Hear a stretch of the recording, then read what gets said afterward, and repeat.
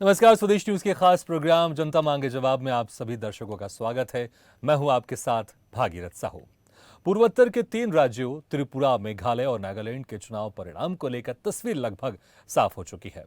अगले साल होने वाले लोकसभा चुनाव से पहले सेमीफाइनल के तौर पर देखे गए 3 राज्यों के चुनाव में नागालैंड और त्रिपुरा में भाजपा सरकार बनाने की ओर आगे बढ़ती हुई दिखाई दे रही है। लगभग एक तरह से जो नजारा वो पूरा साफ हो चुका है। जबकि मेघालय में भाजपा को भले ही झटका लगा हो, लेकिन वो सत्ता के पुराने फॉर्मूले के साथ सरकार में वापसी कर सकती है। 2024 के लोकसभा चुनाव में मोदी के चेहरे को चुनौती देने की तैयारी कर रही कांग्रेस के लिए पूर्वोत्तर के 3 राज्यों के चुनाव परिणाम एक बड़े झटके जैसा है।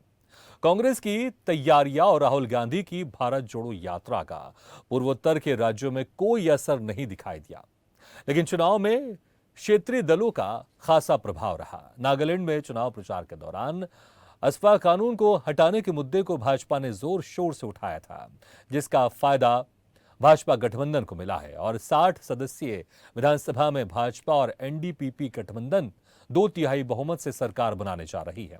दूसरी तरफ चुनाव की दृष्टि से पूर्वोत्तर के सबसे बड़े राज्य त्रिपुरा में सत्तारूढ़ भाजपा फिर सत्ता में वापसी करने जा रही है। 60 सदस्यीय त्रिपुरा विधानसभा चुनाव में भाजपा गठबंधन फिर सरकार में वापसी करने जा रही है। हालांकि 2018 के चुनाव की तुलना में भाजपा को करीब 10 सीटों पर हार का सामना करना पड़ा है। त्रिपुरा विधानसभा चुनाव में इस बार कांग्रेस और लेफ्ट का गठबंधन से चुनाव में भाजपा को कड़ी टक्कर मिली। विधानसभा चुनाव में पहली बार मैदान में उतरी राज परिवार के उत्तराधिकारी प्रद्योत विक्रम माणिक्य देवबर्मन के नेतृत्व वाली आदिवासी पार्टी टिपरा मोथा ने चौंकाने वाला प्रदर्शन किया और करीब 10 सीटें जीतते हुए दिखाई दे रही है। अगर त्रिपुरा में अंतिम चुनाव परिणाम रुझानों से कुछ अलग हुए तो टीएमपी किंगमेकर की भूमिका में आ सकती है। आपको बता दें कि चुनावी लिहाज से त्रिपुरा पूर्वोत्तर का महत्वपूर्ण राज्य है।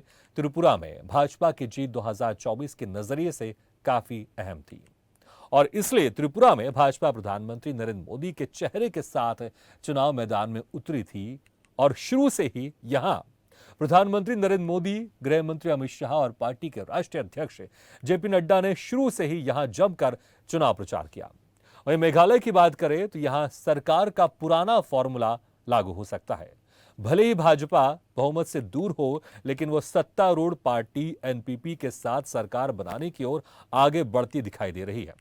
मेघालय के चुनाव परिणाम में सत्तारूढ़ नेशनल पीपल्स पार्टी ने 27 सीटों के आसपास जीतते हुए यहां पर दिखाई दे रही है। मेघालय और नागालैंड में भाजपा ने इस बार पीएम मोदी के चेहरे के साथ जमकर चुनाव प्रचार किया था और क्षेत्रीय दलों के प्रभाव वाली सियासत में भाजपा ने अपनी जमीनी हकीकत तलाशने की कोशिश की थी और चुनाव परिणामों ने उसे निराश नहीं किया।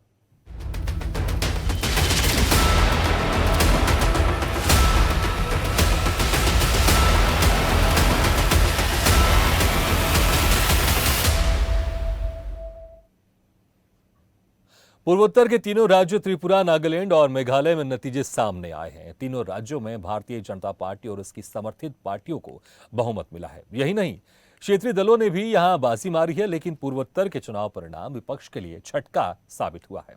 केंद्रीय मंत्री किरण रिजिजू ने कहा कि क्षेत्र के लोगों ने पहली बार देखा है कि केंद्र ने क्षेत्र में शांति और विकास लाने के लिए कितनी बारीकी और ईमानदारी से काम किया है।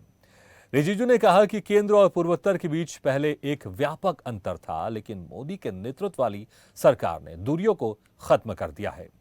पूर्वोत्तर में बीजेपी जिस तरह जीत रही है और लोगों का समर्थन हासिल कर रही है, उसके पीछे सीधा सा कारण यही है कि पीएम मोदी द्वारा किया गया काम जनता तक पहुंच रहा है। दूसरी तरफ चुनाव परिणाम आने पर कांग्रेस पार्टी के राष्ट्रीय अध्यक्ष मल्लिकार्जुन खड़गे ने कहा कि पूर्वोत्तर राज्यों के नतीजे 2024 की दिशा नहीं तय करेंगे। उन्होंने कहा कि पूर्वोत्तर की पार्टियां केंद्र सरकार के रुझान के साथ जाती हैं, लेकिन कई नेता राष्ट्रीय राजनीति के लिए प्रतिबद्ध हैं। वो कांग्रेस, सेक्युलर दलों, लोकतंत्र और संविधान का समर्थन करते हैं। कांग्रेस के नेता भले ही पूर्वोत्तर राज्यों के नतीजों को छोटे राज्यों के चुनाव नतीजे बता रहे हैं, लेकिन भारतीय जनता पार्टी कांग्रेस की हार को लेकर मुखर हो गई है। तो हमारी इस खास मुद्दे पर चर्चा करने के लिए जो मेहमान हमारे साथ मौजूद हैं, मैं उनका तारुफ करा देता हूं। हमारे साथ जुड़े उत्तर प्रदेश से बीजेपी नेता गौरव राजावत, कांग्रेस प्रवक्ता जावेद अहमद, पश्चिम बंगाल से टीएमसी नेता फरीद खान, वरिष्ठ पत्रकार सौरभ शर्मा और स्टूडियो में मौजूद हैं स्वदेश न्यूज की एसोसिएट एडिटर मुक्ता पाठक। आप सभी मेहमानों को बहुत बहुत स्वागत है हमारे इस खास चर्चा में। सबसे पहले गौरव राजावत जी, जो उम्मीद आप लोग लेकर चल रहे थे इस विधानसभा चुनाव में, जहां पर 3 विधानसभा चुनाव हुए राज्यों में, पूर्वोत्तर के राज्यों में, क्या वो उम्मीद के मुताबिक परिणाम आपको दिखाई दे रहा है या फिर इससे कुछ बेहतर आप लोगों ने सोचा था? त्रिपुरा की जनता, नागालैंड की जनता और मेघालय की जनता, मैं धन्यवाद देता हूं पूरी तरह इस जनता के जनादेश को, त्रिपुरा की उस 38,71,71,000 जनसंख्या को, और वही नागालैंड और मेघालय। और आपने देखा है कि इतना बड़ा मैंडेट ये वहां से चला है जहां लोग कहते थे कि भारतीय जनता पार्टी का सूखा है। आज सूखा नहीं है, आज देखिए लैंडस्लाइड फ्री है। और त्रिपुरा की जनता का और नागालैंड की जनता का, मेघालय की जनता जनार्दन का मैं धन्यवाद देता हूं, जिन्होंने राष्ट्र नीति के साथ जाकर त्रिपुरा में आपकी 10 सीटें लगभग कम आ रही हैं। त्रिपुरा में आपकी 10 सीटें लगभग कम आ रही है, मेघालय में सिर्फ 2 सीटें आप जीते हैं। देखिए, आप इतना सा समझिए, मैं आपसे कह रहा हूं, आप चर्चा कर रहे हैं कि 10 सीटें त्रिपुरा में कम आ रही है। अभी गिनती पूरी नहीं हुई है, अभी चल रहा है। दूसरा, आप देख रहे हैं वही त्रिपुरा जहाँ चोर चोर मौसेरे भाइयों ने हाथ मिला लिया था, लेफ्ट और कांग्रेस एक साथ आ गई थी, जिन्हें कभी पूरा पश्चिम कहा जाता था, और वह एक साथ मिलकर खड़ी हो गई। उसके बाद इन्होंने तो अपना बंटवारा मंत्रालय तक का कर लिया था, लेकिन त्रिपुरा की जनता ने उल्टे पांव वापस करके ये बता दिया है कि वो राष्ट्रवादियों के साथ है, वो भारत माता को परम भाव तक पहुंचाने वालों के साथ है, वो भारत को पुनः विश्व गुरु बनाने वालों के साथ है, और नरेंद्र भाई दामोदर दास मोदी जी की नीतियों के साथ है, भारतीय जनता पार्टी के विकास के साथ है, भारतीय जनता पार्टी के उत्थान के साथ है। जो हम कहते हैं ना, जो हमारी अंत्योदय की भावना है, अंत्योदय तो विकास की जो हमारी प्रेरणा है, हमारी पार्टी के नेतृत्व में जो कहा है, जो कुशल रणनीतिकार आदरणीय नरेंद्र भाई मोदी जी, और कुशलता से जिन्होंने इस रणबीर को विजय प्राप्त कराई, जिनके नेतृत्व में भारतीय जनता पार्टी आगे बढ़ रही है, आदरणीय जगत प्रसाद नड्डा जी का विशेष मैं धन्यवाद देता हूं कि उनकी कुशल रणनीति और हमारे कार्यकर्ताओं का अथक परिश्रम, और त्रिपुरा में मानिक शाह सरकार की नीतियां, और त्रिपुरा की जनता का जनादेश, और त्रिपुरा के देवतुल्य कार्यकर्ताओं का जो अतुल्य कार्यक्रम कार्य उन्होंने किया है, वे धन्यवाद के पात्र हैं। और देखिए, मैं आपको बता देना चाहता हूं, कांग्रेस से आप एक बात पूछिए। अभी क्या है कि मैंने बहुत सारे चैनलों पर भी मेरी बात हुई, तो मैंने देखा कि इधर उधर की बात कर रहे थे। मैं सिर्फ एक ही बात कह रहा हूं कि इधर उधर की बात न कर डाले, बस ये बता के काफिला लुटा तो कैसे लुटा। चलिए, लेकिन जिस तरह से जोश आप लोगों में दिखाई दे रहा है, भले सीटें कम आ रही हो, भले मेघालय में आप लोग सिर्फ 2 सीटें जीत रहे हो, लेकिन एक जो जोश बना हुआ है कहीं ना कहीं, ये कम से कम ये कि जो पिछली बार जो सरकार आपकी थी, खासकर त्रिपुरा नागालैंड में, इस बार आप लोग, इसमें तो लग रहा है कि सरकार बनेगी। मेघालय में देखना होगा कि किस तरह से आप लोग गणित बिठाते हैं। हालांकि चुनाव के बाद गणित बिठाने में आप लोग बड़े अव्वल माने जाते हैं, और उसमें जो खेल होता है उसमें बीजेपी हमेशा आगे रहती है। ठीक है, नहीं, वो किस तरह से सरकार बनेगी मैं आपसे पूछूंगा मेघालय में। मैं मानता हूं आप इस बात को जो कह रहे हैं ना, लेकिन अभी काउंटिंग से पहले तो चुनाव के बीच में आपने देखा था कि त्रिपुरा की जनता को बरगलाने का पूर्ण काम क्या कर रहे थे, भारत जोड़ो यात्रा, जिन्होंने 70 साल से भारत को तोड़ने का काम किया हो। जावेद अहमद जी, क्या हो गया? भारत जोड़ो यात्रा निकाली कन्याकुमारी से कश्मीर तक, और तमाम तरह की बातें की जा रही थी, और क्योंकि 2024 में विपक्ष एक साथ आएगा, आप लोग ने यहाँ कोशिश की। अगर त्रिपुरा की खास तौर से बात करूं तो सीपीआईएम और कांग्रेस ने साथ मिलकर चुनाव भी लड़ा, लेकिन बीजेपी को आप सीटें कम तो कर सके, लेकिन उनको अभी जो जिस तरह से रिजल्ट दिखाई दे रहे हैं उसमें तो आप लोग हरा नहीं पा रहे हैं, और बीजेपी फिर से सरकार बनाने में इसमें कामयाब हो रही है। और बाकी नागालैंड की बात करें, वहां पर भी कांग्रेस बहुत पीछे है। मेघालय में तो अभी चीजें क्लियर नहीं है, लेकिन जिस तरह से मैंने कहा है कि चुनाव के बाद बीजेपी ज्यादा उसमें निपुण है, किस तरह से सरकार बना सकते हैं। अगर किसी की सरकार नहीं बन रही है तो बीजेपी की सरकार बनती है, ये कह सकते हैं। क्या कहेंगे लेकिन आप, इतनी भारत जोड़ो यात्रा, तमाम तरह की चीजें, अभी राष्ट्र अधिवेशन आप लोग का खत्म हुआ, लेकिन रिजल्ट वैसा क्यों नहीं आ पा रहा? कहां पर मेहनत में कमी रह जा रही कांग्रेस की? मेहनत में कमी की बात नहीं है, और इस चुनाव से उस मेहनत का आकलन भी नहीं किया जाना चाहिए। तो एक राजनीतिक क्योंकि पार्टी का आकलन फिर कैसे होगा जावेद अहमद जी? नहीं, मैं अगर बता रहा अगर हूं, मैं अगर बता रहा चुनाव हूं। अगर चुनाव उसका इसी- मेजरमेंट नहीं होगा कि चुनाव में जीत रहे हैं कि हार रहे हैं, तो राजनीतिक पार्टी का आकलन कैसे होगा? मेहनत तो मैंने उसी से मैंने होगी ना क्या कि क्या मेहनत सफल हुई कि नहीं हुई। इन- हम्म। नहीं नहीं, तुरंत इंस्टेंटली नहीं, उसका परिणाम इसलिए मैं बता रहा हूं हम्म। कि भारत जोड़ो यात्रा जो थी उसका लक्ष्य जो है कि इन चुनाव के परिणामों से नहीं, बल्कि जो भारत की जो संविधान के साथ खिलवाड़ हो रहा है, जो भारत को जगह जगह नफरतों में बांटा जा रहा है, प्रांतों में, भाषाओं में बांटा जा रहा है, जो एक नैरेटिव और एक माहौल पैदा किया जा रहा है, जो सहिष्णुता की भावना पैदा की जा रही है, उसके लिए नहीं, नफरत तो के सवाल तो यही है खिलाफ ना कि जो बातें आप जो कर रहे थे है, भारत जोड़ो यात्रा में, वो बातें जनता कन्विंस नहीं हो रही है आपकी बातों से, इसलिए फिर से बीजेपी सरकार नहीं, बनाते हुए दिखाई दे रही है। बिल्कुल बिल्कुल जनता, देखिए हम्म। बीजेपी सरकार बना रही है। जो पूर्वोत्तर के जो इन राज्यों का चुनाव हुआ है, जैसा कि हमारे आदरणीय खड़गे जी ने कहा कि इस चुनाव का 2024 के चुनाव से कोई उसका बहुत वो नहीं है, क्योंकि हमेशा आपने देखा होगा कि इन राज्यों में जो केंद्र में जब सरकार रहती है उनसे ये लोग काफी प्रेरित रहते हैं। और यहाँ पर एक चुनौती सबसे बड़ी ये है कि यहाँ पर लोकल जो इनकी जो रीजनल पार्टीज हैं, उन पार्टियों का हमेशा दबदबा रहा है। दूसरी चीज, अगर भारतीय जनता पार्टी अपनी पीठ इतना ही थपथपा रही है तो आखिर त्रिपुरा में बीजेपी को तकरीबन 32 सीटें मिल रही हैं। दूसरी- ये रीजनल पार्टी नहीं है बीजेपी। आप जो जिक्र कर रहे हैं पूर्वोत्तर में रीजनल मैं क्या पार्टी कह का रहा था दबदबा कि- रहता है, बीजेपी रीजनल पार्टी नहीं है। त्रिपुरा में 32 सीटें जीत रही है। मैं क्या कह रहा था कि इनकी सीटें कम हो रही। आप देखिए, अगर इतना ही इनकी इनकी पॉलिसी, इनके पेट्रोल, इनके गैस सिलेंडर, इनकी शिक्षा से लोग इतना ही खुश हैं, तो सीटें बढ़नी चाहिए। सीटें घट रही हैं, मतलब केंद्र में सरकार होने के बाद सारा बल, सारा प्रयोग, सब कुछ करने के बाद अगर सीटें घट रही हैं तो कहीं ना कहीं ये बहुत बड़ा चिंता का विषय है। दूसरी चीज, ठीक है, बीजेपी का आप जिक्र कर रहे हैं, लेकिन कांग्रेस कहां है? कांग्रेस की तो बात कीजिए। कांग्रेस कहां है आखिर? कांग्रेस की बात कीजिए। बिल्कुल निश्चित तौर पे क्या जो है कांग्रेस अपना काम कर रही है। मैंने कहा कि आप जो है अभी हमेशा से यहाँ पर इन प्रदेशों में हमेशा ये रहा है कि ये लोग जो है केंद्र की सत्ता के साथ ही रहे। दूसरी चीज, ये चुनाव आप देखिए, अगर आप देखते हैं इसको, अगर लोकसभा से लीजिए तो मेघालय में 2 लोकसभा सीट है, नागालैंड में 1 है, त्रिपुरा में 2, यानी कुल मिला के 5 लोकसभा सीटें हैं।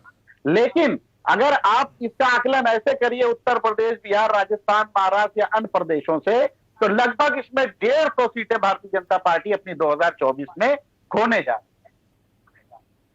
क्योंकि और कांग्रेस कितना गेन कर रही है?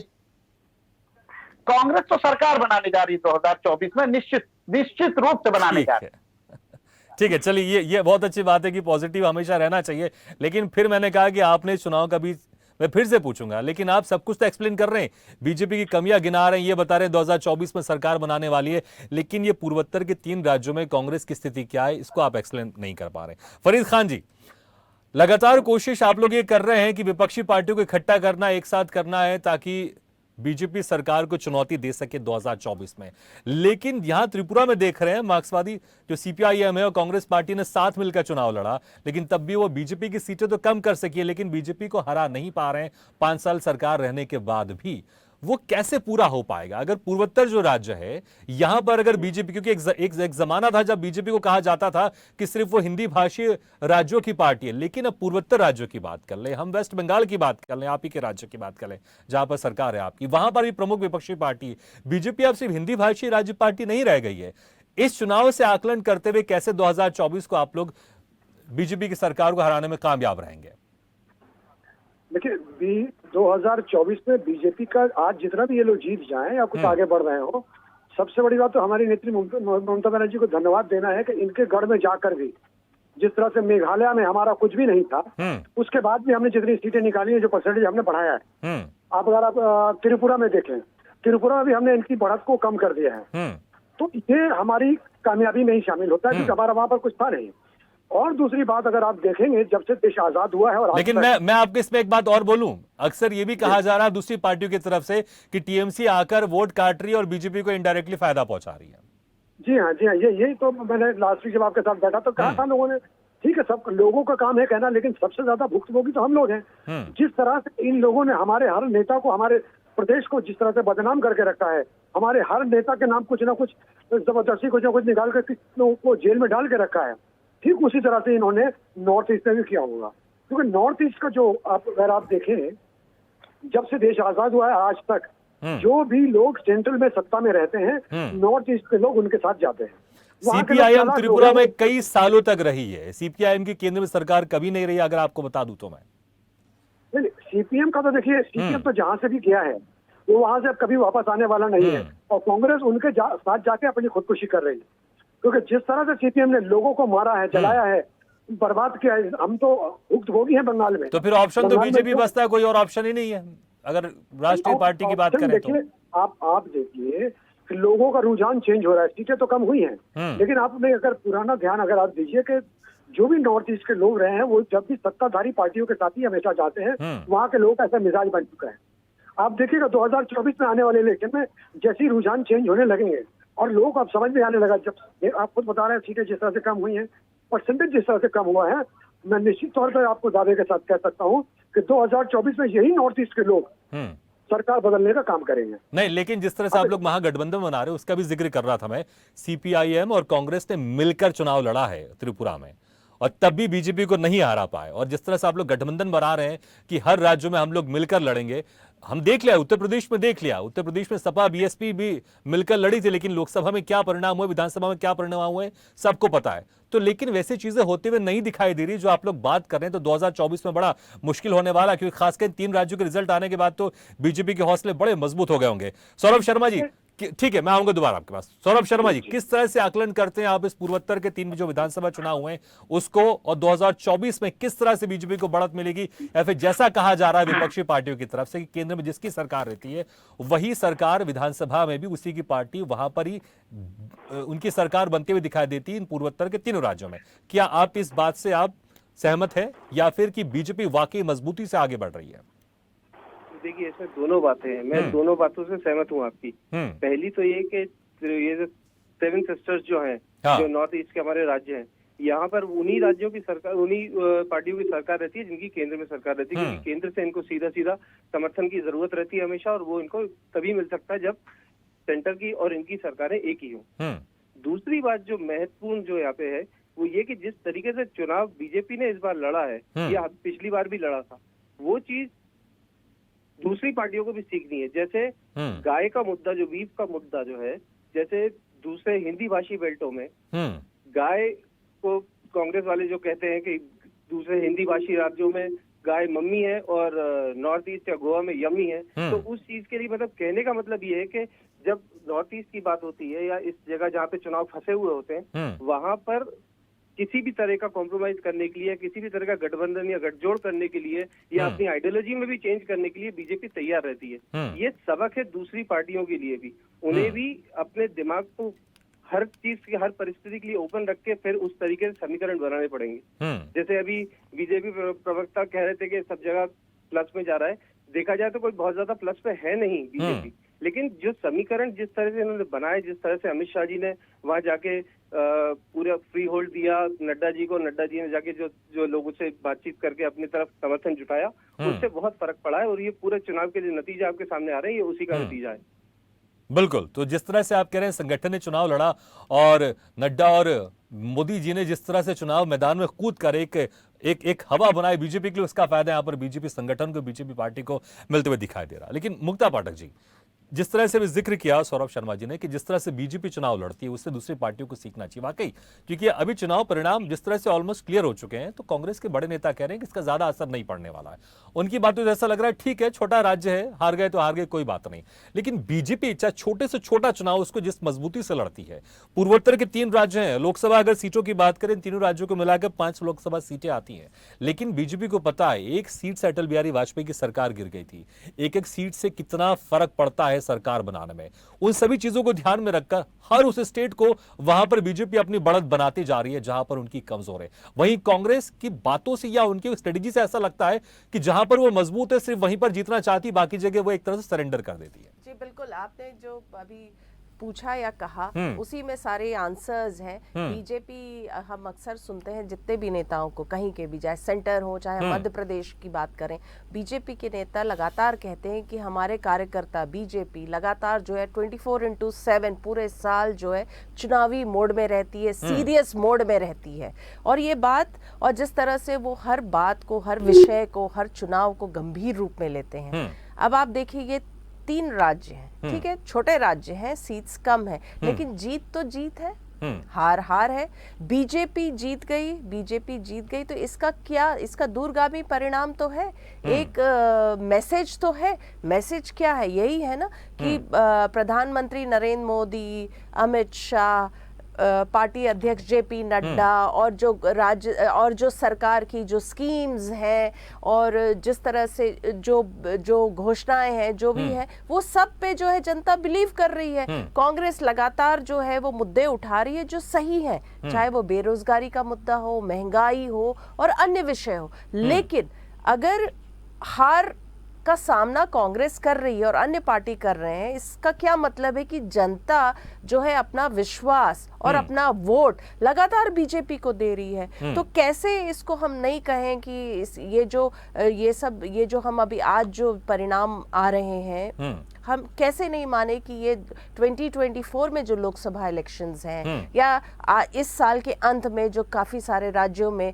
विधानसभा चुनाव होना है, उस पे असर नहीं डालेगा? कैसे नहीं कहा जा सकता? और कांग्रेस को वाकई में जो है आत्मचिंतन, आत्ममंथन करना चाहिए कि आखिर क्या गलत है उनके साथ। कांग्रेस कोशिश कर रही है या फिर उसकी कोशिश में कुछ कमी है या फिर वाकई वो सीरियस नहीं ले रही है इस तरह के छोटे राज्यों को?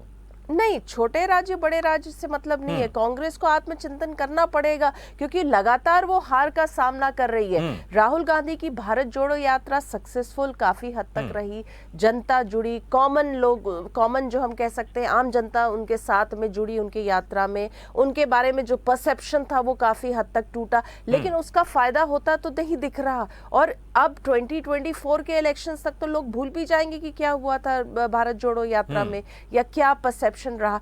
तो कांग्रेस को आत्मचिंतन करना चाहिए। और जो बीजेपी का जो स्ट्रैटेजी है कि 24/7 हमारा कार्यकर्ता तैयार रहता है, लगातार वो हर वक्त सीरियस मोड में रहते हैं, मीटिंग्स करते रहते हैं, घोषणाएं या लोगों से बातचीत, और जिस तरह से एक्टिव मोड में रहती, उस मोड में आना पड़ेगा कांग्रेस को।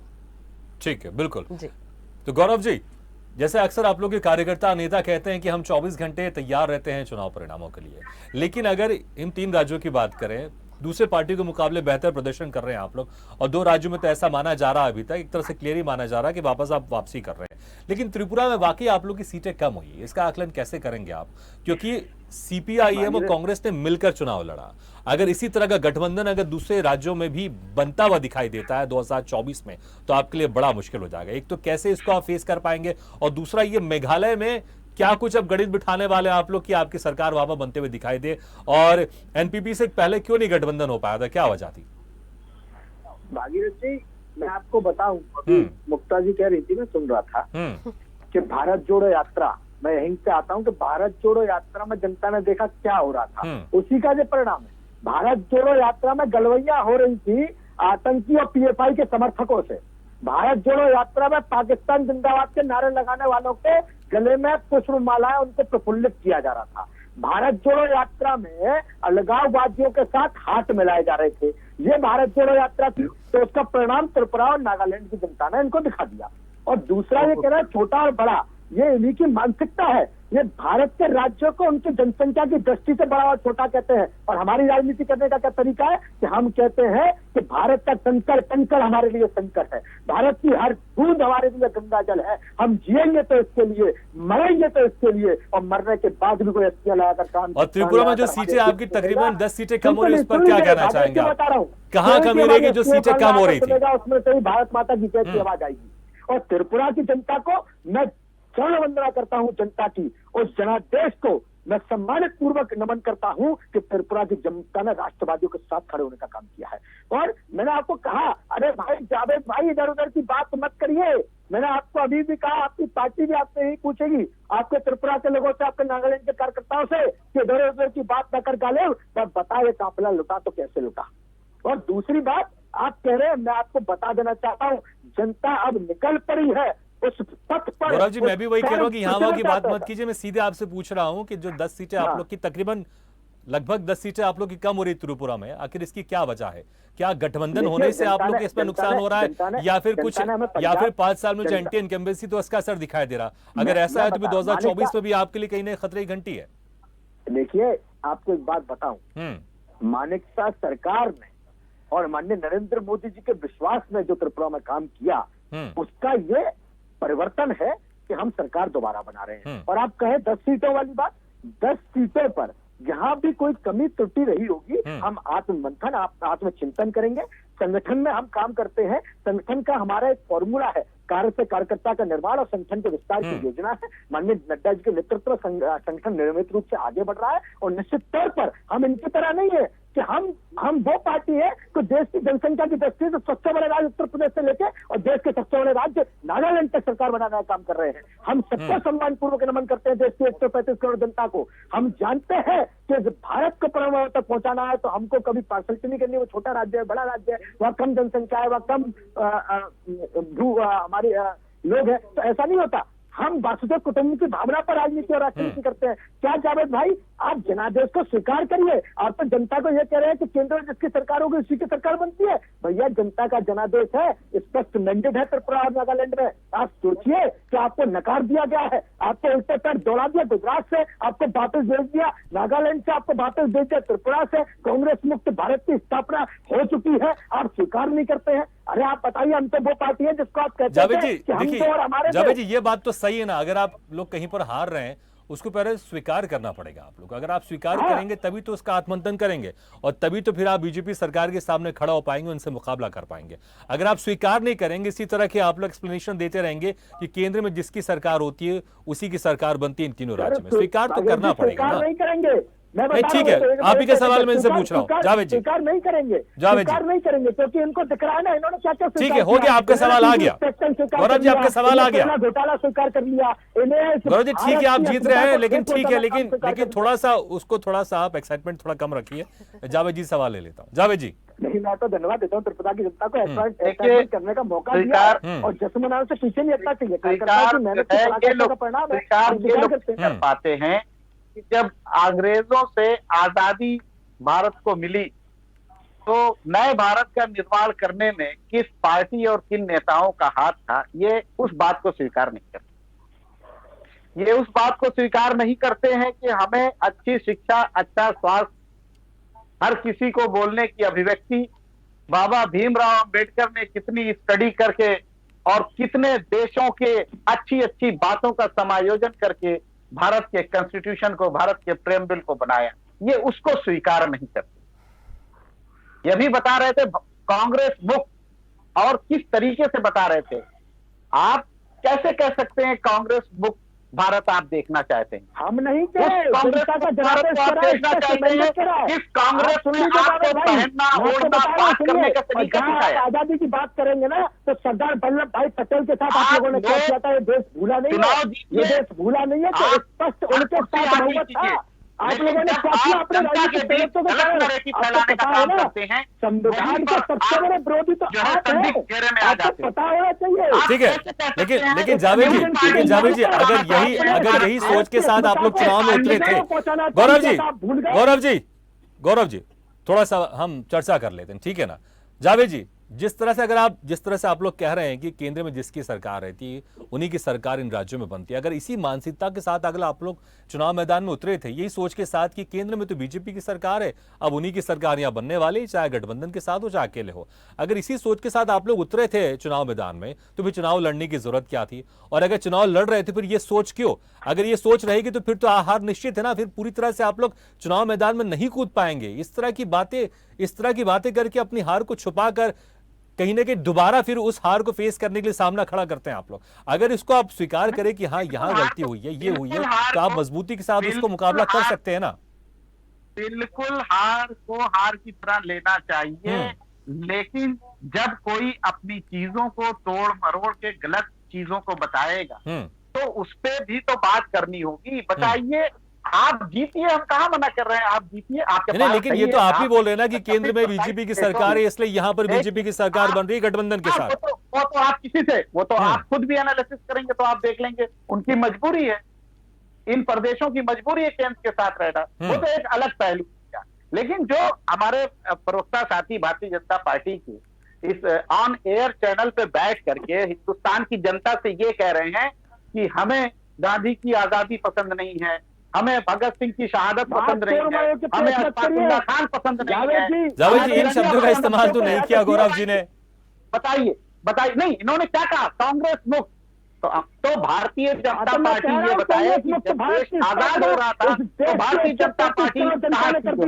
नहीं थी भारतीय जनता पार्टी, कांग्रेस पार्टी थी जो मोर्चा संभाले थे। उस राजनीति के ठीक है, ठीक है। आपको बता दिया है, सोने की चम्मच लेकर फरीद खान जी, क्या यही वजह है कि आप लोग की जो आप लोग का जो विपक्षी गठबंधन है वो मजबूत नहीं हो पा रहा है? क्योंकि ये माना जाता है कुछ राज्यों में ऐसा, जैसे कांग्रेस कह रही है कि केंद्र में बीजेपी की सरकार है, इसलिए इन राज्यों में यहां पर बीजेपी की सरकार बन रही है। क्या आप इस बात से सहमत हैं? मैंने तो शुरू में ही आपको बताया कि ये नॉर्थ ईस्ट का एक रवैया रहा है जब से देश आजाद हुआ, उसके बाद अगर आप देखिए। हाँ। मगर फिर भी किसी ने हिम्मत नहीं आ रही है, सब चाहते हैं, कोशिश करें, ट्राई करें, लेकिन हाँ। सब जगह के अपने अपने तरीके हैं, अपने अपने प्रभाव है लोगों के। तो हम लोगों ने वहां जाके इलेक्शन लड़ा और हम लोग कामयाब भी हुए उसमें। लेकिन अब जो वहाँ का सिस्टम है, हम लोग उसको चेंज करने में कामयाब नहीं हुए, इसका हमें खेद है। अच्छा, जिस तरह से आप लोग को वोटिंग परसेंटेज मिले इन राज्यों में, इससे आप 2024 में जो लोकसभा चुनाव होने वाला है अपने आप को कहां पाते हैं आप? किस तरह से इसका आकलन करते हैं, जो आप लोग को वोट मिला या जो बीजेपी को परसेंटेज मिल रहे हैं वोट परसेंटेज, किस तरह से आकलन करते हैं आप? देखिए, सब प्रदेशों की अपनी अलग अलग चिंता भावना होती है। विधानसभा को वो लोग एक अलग हिसाब से देखते हैं और लोकसभा को वो लोग एक अलग हिसाब से देखते हैं। आप देखिएगा, लोकसभा में जब एक पूरा ये बन जाएगा माहौल, माहौल जब बन जाएगा तो देखिएगा लोकसभा में परसेंटेज अलग चेंज हो जाएंगे। क्योंकि देश की जनता जान गई, और आज भी आपने देखा होगा, जैसे भाई साहब बोल रहे थे, ये बता काफी ना क्यों लूटा। मैं भी उनसे यही कहना चाहता हूँ कि तू इधर उधर की ना बात कर, ये बता कि एलपीजी का दाम क्यों बढ़ा। इलेक्शन हो जाने के बाद फौरन बाद एलपीजी का दाम क्यों बढ़ा, तो लोग जान जाएंगे कि ये सरकार ठगों की सरकार है, ये सरकार लोग जनता विरोधी सरकार है, ये सिर्फ इलेक्शन में आती है, अच्छी अच्छी बातें करती है, अच्छे अच्छे वादे करती है, लेकिन जुमलेबाजों की तरह नहीं है जो आप झूठे सपने दिल्ली में दिखाते हैं, लूटने का काम करती है। सपने दिल्ली में दिखाकर आपके जब आपके और नेता मिल जाते हैं, आप उससे छुपाते हैं, तो अपनी भी बात बता। लोकसभा में परिणाम टोटली उल्टे हो जाएंगे, क्योंकि जब उन लोगों को एहसास हो जाएगा कि लोकसभा में अब मोदी जी जाने वाले हैं और अच्छे दिन सच में आने वाले हैं, तो वो लोग पूरा यहाँ पे इलेक्शन का पैटर्न चेंज हो जाएगा। ठीक है, तो अब फिर से आप लोग को उम्मीद है कि लोकसभा में सब परिणाम चेंज हो जाएगा, लेकिन विधानसभा में आप लोग इकट्ठा नहीं हो पा रहे, एक साथ नहीं आ पा रहे हैं, तो लोकसभा में कैसे? ये बड़ा सवाल तो हमेशा उठता है। वो सब समीकरण सब खोलते नहीं है ना, वो सबका अपना अपना हिडन एजेंडा है, सब बना के चल रहे हैं। आप निश्चित तौर पर देखिए 2000 ठीक है, ये हिडन एजेंडा है, मुझे लगता है विपक्षी पार्टियों के लिए बड़ा असमंजस है कि क्या होने वाला क्या नहीं होने वाला, क्योंकि सब पहले आप कर रहे हैं। ठीक है सौरभ शर्मा जी, अगर मैं बीजेपी की परफॉर्मेंस की बात करूं इन चुनावों में, त्रिपुरा में अगर देखें 2013 में सिर्फ 1.5% वोटिंग परसेंटेज था बीजेपी का, 2018 में 43% था, और 2023 में अभी जो परिणाम आ रहे हैं उसमें लगभग 40% के आसपास वोटिंग परसेंटेज बीजेपी के आ रहे हैं। नागालैंड में 2013 में 1.8% था, 15% था 2018 में, और अभी 2023 में 18% के आसपास वोटिंग परसेंटेज है। मेघालय में 1.3% 2013 में, 2018 में 9.7%, और अभी 2023 में 9.24%। तो यहां पर अगर देखें बीजेपी का लगातार वो परसेंटेज बढ़ाती जा रही है, कहीं कुछ थोड़ा बहुत कम हो रहा है, लेकिन 2013 में इतने कम वोटिंग परसेंटेज 1.5, 1.8, 1.3, और एकदम से फिर 2023 की बात करें कहीं ना कहीं बहुत अच्छा खासा वोटिंग परसेंटेज लेकर आ रही है। तो बीजेपी की स्ट्रेटेजी किस तरह से वो हिट करती है ताकि जनता को वो अपने पास ले आ पाती है, और कांग्रेस क्यों दूर होते जा रही है कि एक जमाने में जब पूरे हिंदुस्तान में आधे से ज्यादा बहुत सारी जगह बहुत सारे स्टेट में कांग्रेस की सरकार थी? आखिर क्या बीजेपी की स्ट्रेटेजी को आप किस तरह से देखते हैं जो कांग्रेस कहीं ना कहीं मिस कर रही है इतनी पुरानी पार्टी होने के बाद भी? जी, असल में क्या है, यहाँ पे देखने वाली एक बात यह है कि त्रिपुरा, मेघालय या नागालैंड, तीनों की अगर हम बात करेंगे तो उसमें ये देखिए कि जो पार्टियां वहां पर जो स्थानीय पार्टियां हैं उनकी नंबर ऑफ सीट्स देखिए आप, और बीजेपी का देखिए, बीजेपी अलायंस में है और सेकंड फिडल खेल रही है। त्रिपुरा को छोड़ दें अगर 1 मिनट के लिए, तो मेघालय में टोटल सीट अगर देखें तो लगभग 35 से 36 सीटें सिर्फ वहाँ की जो रीजनल पार्टीज हैं, एनपीपी हुई या यूडीपी हुई, उसको मिल रही है। बीजेपी को कुल 3 सीटें या 2 या 3 सीटें मिल रही है मैक्सिमम, राइट। मेघालय में, आप नागालैंड में इसी तरह देखें तो एनडीपीपी और एनपीएफ जो है, ये दोनों को मिला के करीब 39 सीटें होती हैं 60 सीटों की विधानसभा में, ठीक है। इसमें भी बीजेपी को कुल 12 सीटें, 10 या 11 या 12 सीटें मैक्सिमम मिल रही हैं। एनडीपीपी को 25 सीटें मिल रही हैं। जहां तक बात त्रिपुरा की है, इसमें देखें आप तो बीजेपी पिछले चुनाव में 33 सीटें पाके, मतलब 11 सीटों का नुकसान है पिछले चुनाव से इस बार। तो ऐसे देखेंगे आप तो कहीं ना कहीं बीजेपी का ग्राफ गिर रहा है, लेकिन क्योंकि वहां पे अलायंस में है वो, और ये जो अपन बात करते हैं कि सेंटर में जो गवर्नमेंट होती है, गवर्नमेंट ऑफ द डे होती है, उसके साथ जो 7 सिस्टर्स हैं उनकी गवर्नमेंट, उनके जो राज्यों की गवर्नमेंट है वो साथ जाती है। तो उसके पीछे वजह कोलिशन है, ना कि वोट शेयर की बात करें। त्रिपुरा में देखिए एक मजेदार फैक्ट आप, कि टीएमपी जो नई पार्टी बनी है, उसको 21% वोट शेयर है पहली बार में, और वो 13 सीटें करीब लेके आ रहे हैं, वो भी रीजनल पार्टी है। नहीं तो सौरभ जी यहाँ पर सवाल यहाँ पर एक और उठता है कि बीजेपी देखती है कि अगर कोई छोटी पार्टी है लेकिन तब भी अगर मजबूत पार्टी और अच्छा खासा असर डाल सकती है, उसके साथ अलायंस करने की कोशिश करती है, उसको कम नहीं आती है और उसको अपने साथ मिलाना चाहती है, एनडीए में शामिल करना चाहती है। लेकिन क्या कांग्रेस इस चीज को आकलन नहीं कर सकती? आपने जो भी जिक्र किया, जो क्षेत्रीय पार्टी का 10% वोट है अच्छे खासे, क्या कांग्रेस उसके साथ मिलकर उसको अपने साथ लाने की कोशिश नहीं की थी उसने, या वो उसका आकलन नहीं कर पाती जैसे बीजेपी आकलन कर लेती है?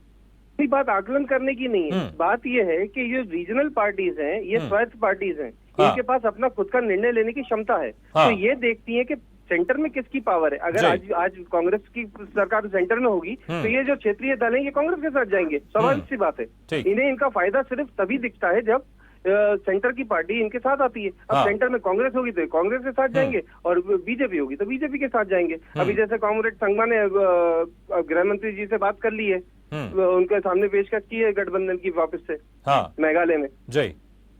तो मेघालय में भी मतलब क्लियर तौर पर बीजेपी की सरकार बन रही है, उसमें कोई गुंजाइश नहीं है। बिल्कुल, उन्होंने बात करी है तो हो ही जाएगा, वो नहीं है वो तय है वो तो। जबकि मेघालय में बीजेपी का देखा जाए तो सिर्फ कुल 2 या 3 सीटें आनी है। मुश्किल से 2 या 3, इससे ज्यादा नहीं, है ना। और अभी आप देखिए तो हिंदी बेल्ट में भी देखिए तो हिंदी बेल्ट में देखिए आप, बीजेपी ग्राउंड लूज कर रही है। ऐसा नहीं है कि बीजेपी हर जगह विन विन में। महाराष्ट्र पुणे की कस्बा जो विधानसभा जो सीट है, वहां पे चुनाव हार गई है बीजेपी। 20 साल से काबिज थे, बीजेपी की गढ़ माना जाता था वो, ठीक है ना। ऐसे ही वेस्ट बंगाल में टीएमसी की एक मुर्शिदाबाद का जो उपचुनाव था वो कांग्रेस ने जीता है आज की तारीख में। तो ऐसा नहीं है, जो मुक्ता जी ने कहा बिल्कुल सही बात कही कि जो राहुल गांधी की जो यात्रा थी उससे फर्क तो पड़ा है, लेकिन 7 सिस्टर्स में या ये उधर के जो नॉर्थ ईस्ट के जो राज्य के चुनाव है, उनके चुनाव से देख के आप देश की राजनीति का आकलन करेंगे तो मुझे लगता है थोड़ी जल्दबाजी होगी। ठीक है मुक्ता जी, ठीक है, जल्दबाजी तो होगी। जो विधानसभा चुनाव हुए हैं कि केंद्र में 2024 में क्या होने वाला है, लेकिन नरेंद्र मोदी का चेहरा कितना कारगर साबित हो रहा है? क्योंकि बीजेपी तो यही कह रही है कि हाँ, नरेंद्र मोदी जी ने जिस तरह से प्रचार प्रसार किया उसका असर दिखाई दे रहा है। तो आपको लगता है कि अभी भी नरेंद्र मोदी का जादू चल रहा है? इसलिए जो विधानसभा की बात करें, अगर इस बात को हम साइड में रख दें कि केंद्र में जिसकी सरकार रहती है उसी की सरकार यहाँ पर बनती है, लेकिन क्या चुनाव प्रचार में नरेंद्र मोदी का चेहरा काम आ रहा है? अभी भी काम आ रहा है इतने सालों के बाद भी, और 2024 में भी इसका असर दिखाई देगा?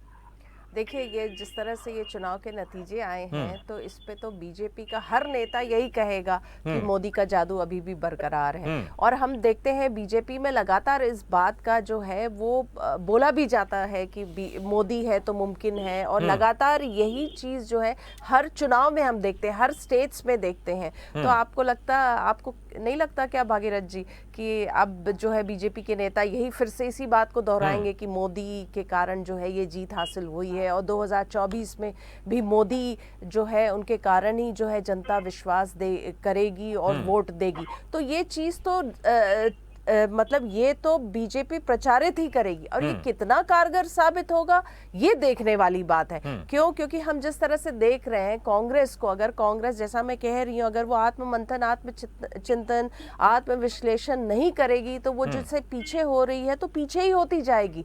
उसके पास मुद्दे हैं, बहुत सारे मुद्दे हैं, वो उठाती है, लेकिन वो जनता को जनता से कनेक्ट नहीं हो पा रही। कहीं तो कुछ है, कुछ कहीं तो कोई गैप है। मुद्दे तो बहुत है, बेरोजगारी है, महंगाई है, सबसे बड़ा इशू आज की तारीख में।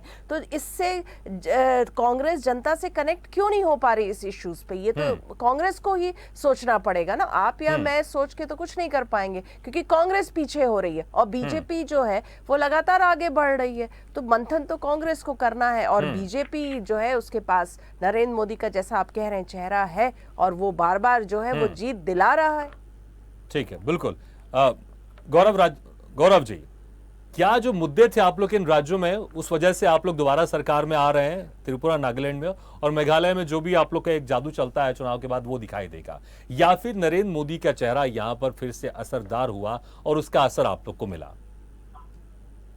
भारतीय जनता पार्टी की नीतियां, भारतीय जनता पार्टी का विकास, भारतीय जनता पार्टी का विश्वास जो जनता ने स्वीकार किया है।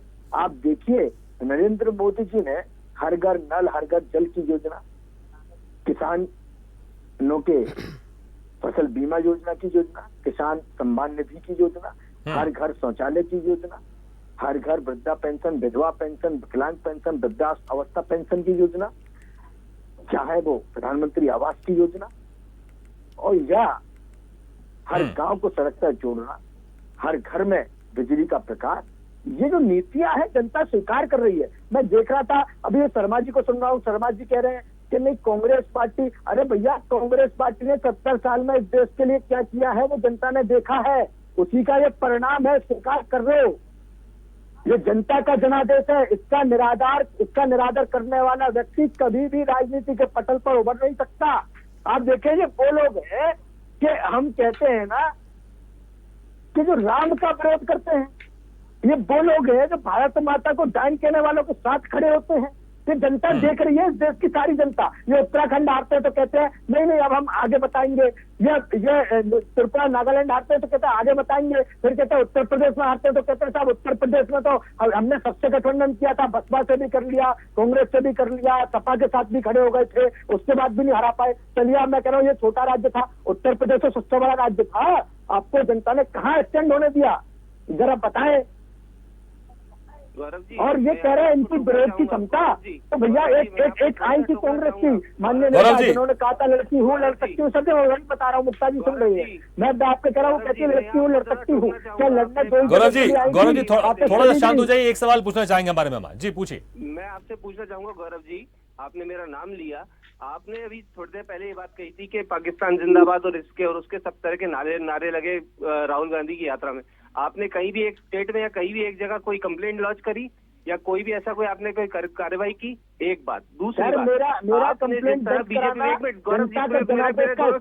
चलिए, मुझे ऐसा लगता है कि आप इस चुनाव से रिलेटेड सवाल कर रहे थे, लेकिन ये फिर भारत जोड़ो यात्रा में चले गए। भारत जोड़ो यात्रा भी खत्म हुई है, इसलिए सवाल उठ रहे हैं। ठीक है, मैं आऊंगा आपके पास, समय बहुत कम है, एक 2 मिनट ले लेता हूँ। ठीक है जावेद अहमद जी,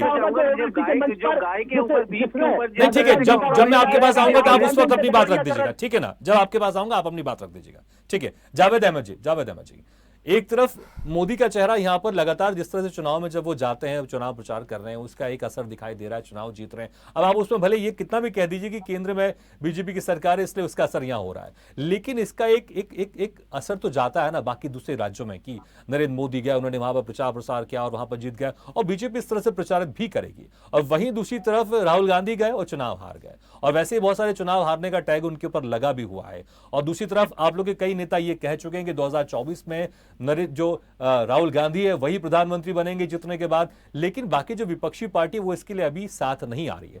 तो अगर चेहरे से कंपेयर करूं मैं राहुल गांधी नरेंद्र मोदी के, कैसे आप उस राहुल गांधी के चेहरे को इतना मजबूत बना पाएंगे कि नरेंद्र मोदी के सामने वो खड़े हो सके और बाकी सारे विपक्षी पार्टी आप लोग के साथ एक साथ आ जाए? क्योंकि जब ये पूर्वोत्तर के जो अभी चुनाव की बात करें, चुनाव में फिर से एक बार आप लोग को हार का सामना करना पड़ा है। राहुल गांधी खुद गए थे चुनाव प्रचार करने, तब भी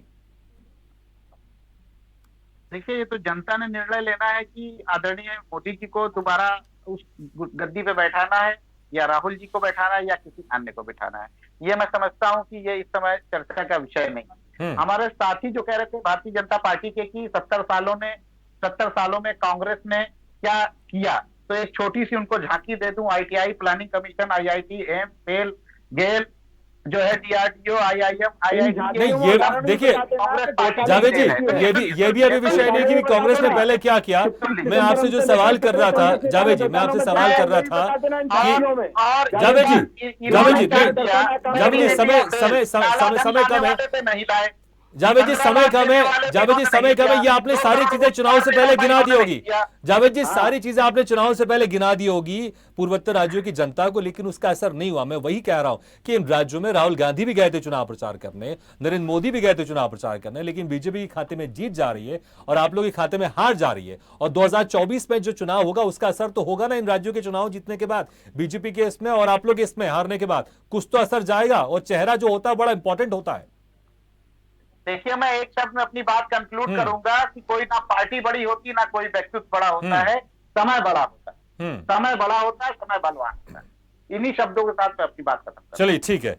फरीद खान जी, क्या आप भी इसको मानते हैं कि ना पार्टी बड़ी होती है ना कोई चेहरा बड़ा होता है, क्योंकि आपकी पार्टी में भी जो आपकी नेता है ममता बनर्जी, उनके अलावा किसी और की बात कोई अगर उन्होंने कुछ बोल दिया तो फिर उन्हीं की बात रहती है। क्या आप भी ये मानते हैं या फिर समय के हिसाब से आप भी चलना चाहेंगे कि समय होगा तो ठीक है 2024 में बीजेपी की सरकार वापस कम बैक कर लेगी या फिर उनकी सरकार नहीं बनेगी?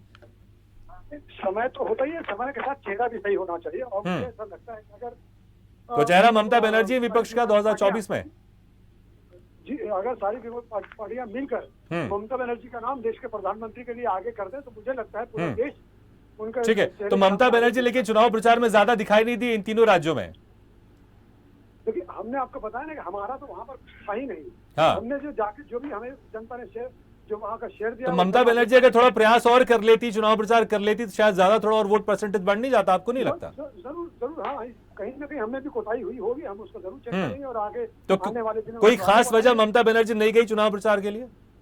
नहीं, ऐसा नहीं। ममता बनर्जी ने जहाँ भी थी, हमारे नेता अभिषेक बनर्जी भी वहां पर गए, जो हमारे ऑल इंडिया के जनरल सेक्रेटरी हैं। हमने पूरी कोशिश की, लेकिन हाँ, हम देखेंगे कहीं ना कहीं कुछ ना कुछ कमी जरूर रह गई होगी, तो उसको फ्यूचर के लिए सुधारेंगे। तो ऐसा नहीं है, ममता बनर्जी का नाम ही काफी है देश के लिए। ममता बनर्जी का नाम अगर घोषित हो जाता है तो आप देखिएगा देश का किस तरह। ठीक है, चलिए, मुझे तो लगता है ये विपक्षी पार्टियों का आपस में देखना कि किसका नाम आगे करेंगे आप लोग और किस तरह चुनाव लड़ेंगे। लेकिन सौरभ शर्मा जी, भले देखिए, मैं जैसे फिर से वही जिक्र कर रहा हूं कि भले ये कितना भी कह लें कि केंद्र में जिसकी सरकार है उन्हीं की सरकार यहां पर बनती है, जो अभी आप लोग जिक्र कर रहे थे, लेकिन इसका एक मैसेज पॉजिटिव तो जाएगा ना 2024 के चुनाव में, क्योंकि पूर्वोत्तर के जो 3 राज्य हैं जहां पर एक जमाने में बीजेपी को सिर्फ हिंदी भाषी पार्टी कहा जाता था, वो पार्टी अगर वेस्ट बंगाल में जाकर प्रमुख विपक्षी पार्टी बनती है, कर्नाटक में जीत हासिल करती है, असम में जीत हासिल करती है, इन पूर्वोत्तर राज्यों में जो 3 विधानसभा चुनाव हुए हैं, यहां पर पहले भी त्रिपुरा, नागालैंड में सरकार बना चुकी है, मेघालय में सरकार बना चुकी है, इसका असर पॉजिटिव तो जाएगा ना 2024 में।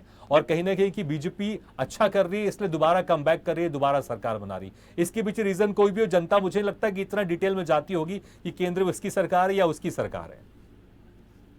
जी, आपका कहना बिल्कुल उचित है। इनका जो मैनेजमेंट है, मैनेजमेंट बहुत शानदार है और किसी भी हद तक किसी भी लेवल पे जाकर अपना कॉम्प्रोमाइज करने को तैयार रहती है पार्टी। ये दूसरी पार्टियों के लिए भी सबक होना चाहिए कि आपको हर लेवल पे जाके, माइक्रो से लेकर मैक्रो लेवल तक हर जगह जाके आपको पूरा कॉम्प्रोमाइज करके अपने हित के हिसाब से और आपको काम करना पड़ेगा, तभी जाके आप इस तरीके से जो इनको सफलता मिल रही है वो सफलता आप सोच सकते हो। अदरवाइज तो आपका जो ऐसा चल रहा है वैसे ही चलता रहेगा। इन तीनों राज्यों में विपक्षी पार्टियों की तरफ से, खासकर कांग्रेस की तरफ से या जो भी विपक्षी पार्टी की तरफ से, कहां कमी रह गई आपको लगता है कि यहां और बेहतर कर सकते थे लोग लेकिन किया नहीं? मे बी ये जो जिस तरह से गठबंधन हुए हैं आपस में, जैसे ये त्रिपुरा की बात करें आप, ये मोथा पार्टी जो है, ये इनका एडीसी का जो इनका जो है उसमें काउंसिल जो है, ऑटोनोमस डिस्ट्रिक्ट काउंसिल जो है, उसमें ऑलरेडी 30 मेंबर का काउंसिल है, उसमें 21 सीटों से ये पहले ही सत्ताधारी है वहाँ पर। और दूसरी जो पार्टियां हैं वहाँ विपक्ष में है, लेकिन उसके बावजूद भी अब इन्होंने इस अपने विधानसभा में जिस तरह का परफॉर्मेंस किया है, 13 सीट के आसपास लेके आ रहे हैं। ऐसी पार्टियों के साथ आपको इनको साथ जोड़ना पड़ेगा। दूसरी पार्टियों को जो जोड़ पाएगा वो जीतेगा, जो नहीं जोड़ पाएगा वो वापस से हाथ मलता रह जाएगा। बिल्कुल।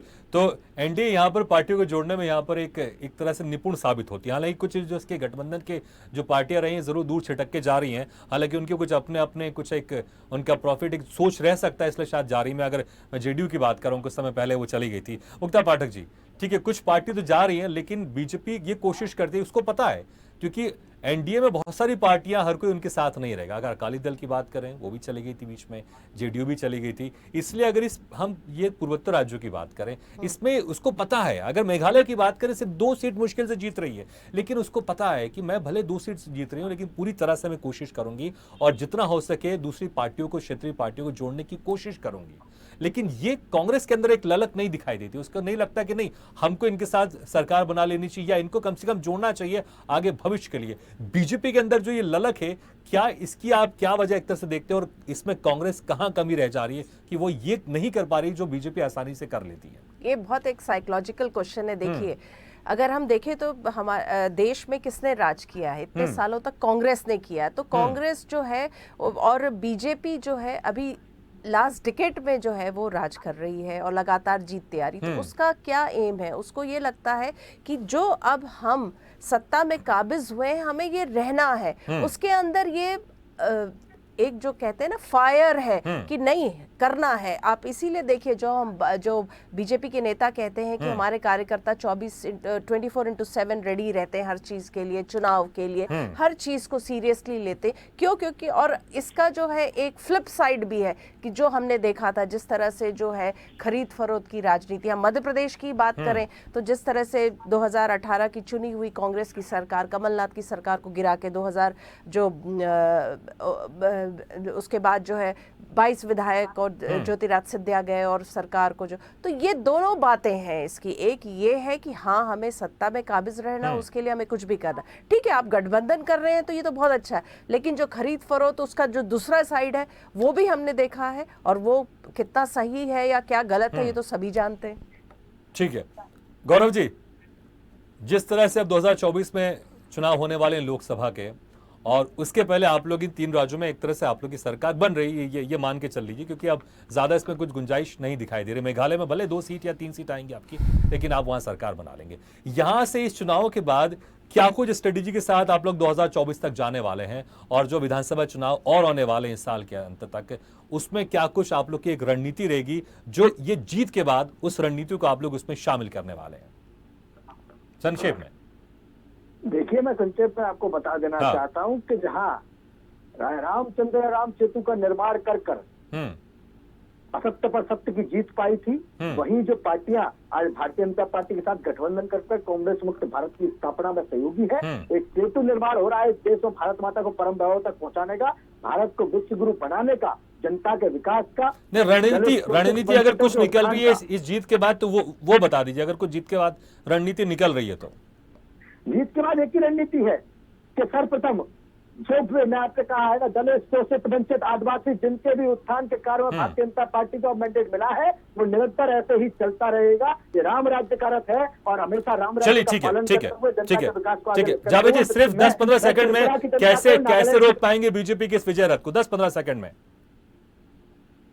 नहीं, बिल्कुल से विजय रथ को रोका जाएगा, क्योंकि इनके पास जो है पाकिस्तान और भगवान राम का नाम दिए बिना और बिना नफरत की बात फैलाए, इनके पास और कोई सिलेबस ही नहीं है। तो जनता उस सिलेबस की कल्पना भी नहीं हो सकती, आउटडेटेड तो होना ही है, उसमें सिलेबस में तो संशोधन होना ही है, भाईचारे को आगे बढ़ना ही है, ठीक है, रोजगार के मुद्दा आना ही है, महंगाई का मुद्दा आना ही है। आप लोग लगातार ये कह रहे हैं कि 2024 लोग बीजेपी को हराएंगे, आप लोग की सरकार बनेगी, लेकिन जिस तरह से पूर्वोत्तर के राज्य में चुनाव परिणाम सामने आ रहे हैं, उससे ऐसा लग रहा है कि थोड़ी सी टेढ़ी खीर आप लोग के लिए साबित होगी। बहुत बहुत शुक्रिया गौरव राजावत जी हमारे साथ जुड़ने के लिए, और जावेद अहमद जी आपका शुक्रिया, फरीद खान जी आपका बहुत बहुत शुक्रिया, सौरभ शर्मा जी और मुक्ता पाठक जी आपका बहुत बहुत शुक्रिया हमारे इस खास चर्चा में शामिल होने के लिए।